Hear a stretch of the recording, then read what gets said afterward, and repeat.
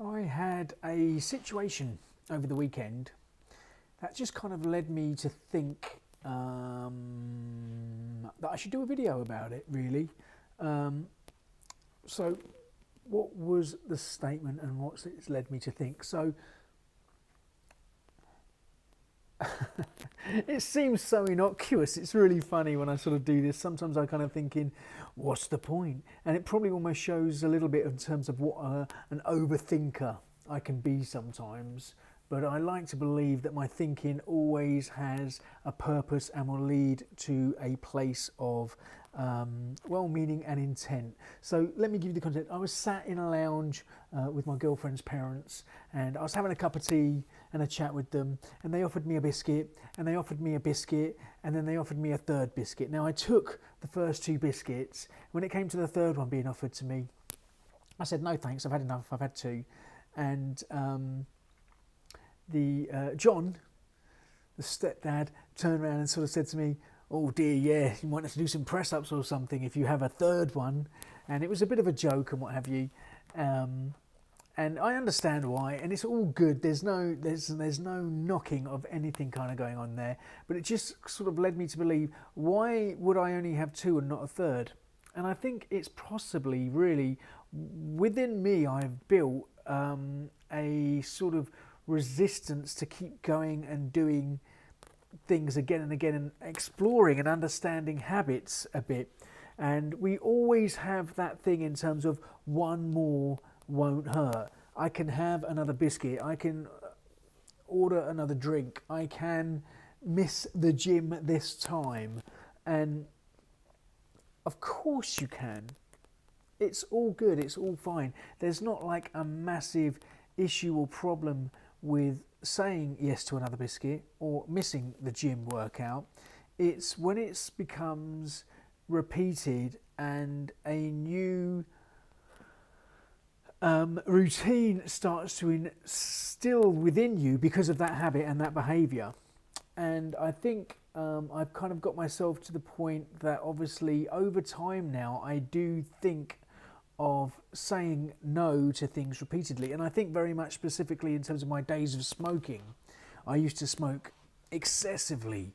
As soon as I woke up in the morning, I'd have a cigarette. As soon as I did my first, I finished breakfast, I'd have a cigarette. I'd drive in the car and have a cigarette. I'd get to work and I'd have a cigarette. I'd do the first morning meeting and have a cigarette. And it was just, the cigarettes became these little things that just kind of happened little by little, over more and more and built and built. And when it came to the time to saying, no, I want to stop, it was really hard work because there was a lot of habits to undo, not just the cigarette, but all the intricate little points that I would sort of have them. And I think this is it. This is where I kind of like start to be quite intrigued with myself, that obviously there was a point where I got to so much pain with regards to the cigarettes that I decided that's enough. And specifically with those, I didn't wean myself down. I didn't take any sort of supplements or nicotine patches or anything like that. I just decided enough was enough and I stopped.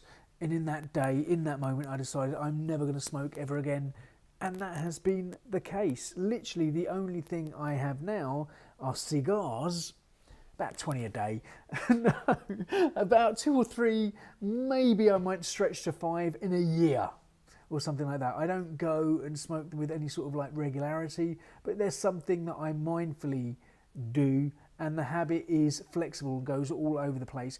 And it can be the same with the biscuits. I might decide one afternoon actually I will have that third biscuit, because I know by and large I will always say no to the third biscuit. I'll probably say no to the first two as well, to be honest. I'm quite surprised I had those, but in the moment I just fancied a biscuit, so I had it. So like I say, this just kind of created a bit of a thought process in me, and I thought, why not do a bit of a diatribe on the video as I'm allowing this thought process to happen, because I do believe everyone has it, in terms of, is it okay to have another one? Is it okay? What's the perfect amount to eat, to drink, of exercise to do? And it boils back down to you that everything and everyone, it's always going to be a moderate thing over a period of time whereby you get the results from it. You don't go to the gym, do an incredible workout and walk out with the body or the physique that you desire. you don't eat a meal and suddenly have lost the weight that you wish to lose, or miss a meal and lose the weight you wish to lose. And I kind of sometimes think it's the small, gentle art of doing things that you just do repeatedly again and again. Going for a walk for 20, 30 minutes every single day. Again, you won't get massive fitness results or weight loss results from it, but if you do it every single day for a year, my God, you will see results because of that. The same with journaling. I got massively into it a few years ago, and sometimes I do it every day without fail, and other days not so much. But by and large, I keep returning back to it, and that helps keep my brain in a place of sanity. There's no other way of sort of saying it.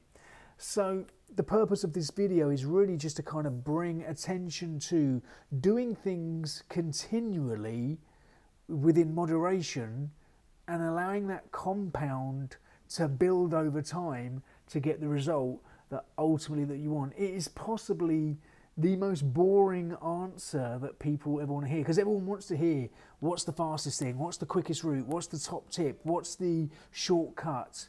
And the reality is, unfortunately, whilst there's hacks and stuff you can do, ultimately you always have to come back to the baseline of doing the thing that you need to do again and again and again. And I think for most people, when it works, it's because that it's an insignificant small amount of time. It doesn't take up too much of your day. And you can just keep revisiting it, and then suddenly, yeah, you feel fitter, you have a firmer stomach, you have a clearer headspace, you have whatever the benefits are that you wish to gain from working within moderation. So the answer to what is the perfect amount of biscuits to eat, it's whatever is the right amount for you in that present moment.